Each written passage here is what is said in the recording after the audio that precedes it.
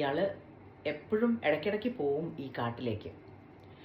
അപ്പോൾ ഒരു ദിവസം പോകുന്ന സമയത്ത് പറയും, തത്തയോട് പറയും, ഞാൻ നിൻ്റെ കൂട്ടുകാരുടെയൊക്കെ കാണും, ഞാൻ അങ്ങോട്ടേക്കാണ് പോകുന്നത്, നിനക്കെന്തെങ്കിലും പറയാനുണ്ടോ എന്നൊക്കെ ചോദിക്കും. അപ്പോൾ തത്ത ഒന്നും പറയില്ല, വിഷമത്തോടു കൂടി അതിനെ വിട്ടയക്കണം എന്നുള്ള കാര്യം സൂചിപ്പിക്കും. അപ്പോൾ അയാൾ പറയും, അത് മാത്രം ഞാൻ ചെയ്യില്ല, നിന്നെ എന്തായാലും വിട്ടയക്കില്ല, ബാക്കി എന്ത് വേണേൽ ചെയ്തു തരാം, കാരണം എനിക്ക് നിന്നെ കാണണം, നിന്നെ എനിക്ക് എപ്പോഴും എൻ്റെ അടുത്ത് ഉണ്ടാവണം എന്ന് പറയും. അപ്പോൾ തത്ത ഒന്നും പറയില്ല.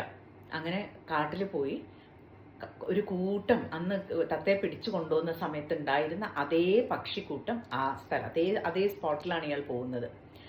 അവരവിടെ ഉണ്ട്. അപ്പോൾ അവരോട് ചോദിക്കും, അവരോട് പറയും, നിങ്ങളുടെ സുഹൃത്ത് എൻ്റെ വീട്ടിലുണ്ട്, ഞാനതിനെ കൂട്ടിലടച്ച് വെച്ചിട്ട്, നല്ലൊരു ഭംഗിയുള്ള കൂട്ടിലടച്ച് വെച്ചിട്ടുണ്ട്, നിങ്ങൾക്ക് അവനോട് എന്തെങ്കിലും പറയാനുണ്ടോ എന്ന് ചോദിക്കും. അപ്പോൾ അവർ പറയും, പെട്ടെന്ന് ഇത് കേട്ട ഉടനെ ഒരു തത്ത അങ്ങനെ അങ്ങ് വീഴും. അവിടെ വെട്ടിയിട്ട പോലെ ഒരു വീഴല്, ഒറ്റ വീഴ്ച കൂട്ടിലുള്ള പക്ഷിയുടെ കാര്യം പറഞ്ഞപ്പോഴാണ് വെട്ടിയിട്ടതുപോലെ ഒറ്റ വീഴ്ച അവിടെ തന്നെ.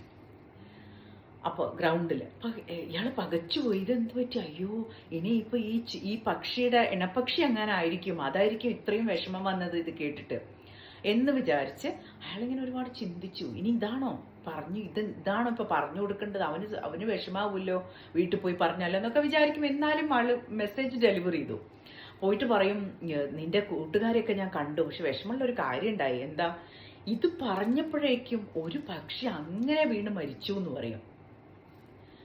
അപ്പോൾ ഇത് കേട്ട ഉടനെ കൂട്ടിലിരുന്ന പക്ഷി അവിടെ തന്നെ ഒറ്റ വീഴ്ചയാണ്. അപ്പോൾ അയാൾ വളരെ വിഷമായി. അയാളിങ്ങനെ നോക്കി, അതിനെ തിരിച്ചു മറിച്ചൊക്കെ ഇട്ട് നോക്കി, അതിന് ജീവനുണ്ടോ എന്ന് നോക്കി, കംപ്ലീറ്റ്ലി സ്റ്റിൽ. കൂട് തുറന്നു, അതിനെടുത്ത് കയ്യിലിങ്ങനെ വെച്ച്, എന്നാലും നിനക്കിത് വന്നല്ലോ എന്ന് പറഞ്ഞുകൊണ്ടിരിക്കുമ്പോൾ പക്ഷി എന്ത് ചെയ്തു? പക്ഷി ഊന്ന് പറഞ്ഞിട്ട് ആകാശത്തേക്ക് പറന്നുയർന്നു, അങ്ങനെ രക്ഷപ്പെട്ടു. എന്നിട്ട് പറഞ്ഞു, ഈ മെസ്സേജാണ് എൻ്റെ സുഹൃത്ത് എനിക്ക് വേണ്ടി നിങ്ങളുടെ അടുത്ത് തന്നയച്ച മെസ്സേജ്, ഇതാണ്, മരിച്ചതുപോലെ അഭിനയിച്ചിട്ട് രക്ഷപ്പെടാൻ.